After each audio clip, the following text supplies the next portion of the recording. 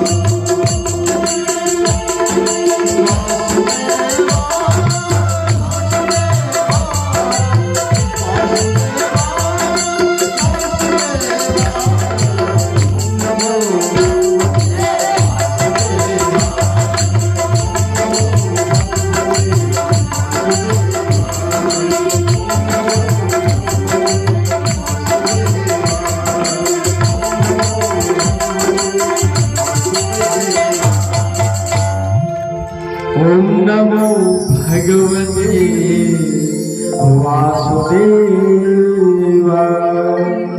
आज नारद जी ने ध्रुव को ओम नमो भगवते वासुदेव का मंत्र दिया और कहा बेटा मैं तुझे आशीर्वाद देता हूँ, जाओ तुम जंगल में, तेरा साक्षात्कार भगवान विष्णु से होगा। पूरा विधि विधान बताया, कैसे आसन में बैठना है, कितने महीना भक्ति करना है, कितने मंत्र जप करना है, सारा वृत्तांत सुनाया। किसको? ध्रुव जी को। सुनो, कहीं कहीं हम लोग सुनते हैं नारद जो है ना, जिसको नारद मिल गया समझ जाए उसको भगवान मिलना निश्चित है। जिसको नारद मिल गया उसको भगवान मिलना निश्चित है, क्योंकि जो नारद शब्द जो है नाम मतलब होता है नहीं, और रद मतलब होता है जो रद नहीं हो वो नारद है। जिसका बात कभी रद नहीं होता हो उसका नाम नारद है। लेकिन गांव का क्या कहता है मालूम है? जो चुगली खोरी हो ना उसका उपदेश क्या देगा, अरे ये तो नारद है, चुगली करता है। लेकिन नारद का काम चुगली करना नहीं है, नारद का काम है कथा को विस्तार करना, विस्तार करना। यदि नारद नहीं होते किसी भी ग्रंथ में, पुराणों में, मैं सत्य कहता हूँ व्यासपीठ से शायद भगवत की रचना, शायद रामचरितमानस की रचना नहीं हो सकती। जब भी कोई रचना हुआ है तो केवल भगवान के मन की जो नारद है उस नारद के शक्ति से ही हुआ है। नारद जो है ना ब्रह्म का पुत्र है, और ब्रह्म पुत्र होता है परमात्मा, और परमात्मा का जो पुत्र होता है वही है ब्रह्मात्मा।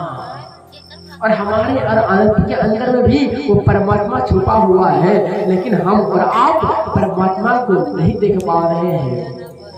आज जो है हमारे मित्र मुनि कह रहे हैं, देखो विदुर जी एक बात कहूँ, हाँ कहो, तो भगवान के 24 अवतार हुए, लेकिन कोई कहते हैं कि भगवान के 2 अवतार है।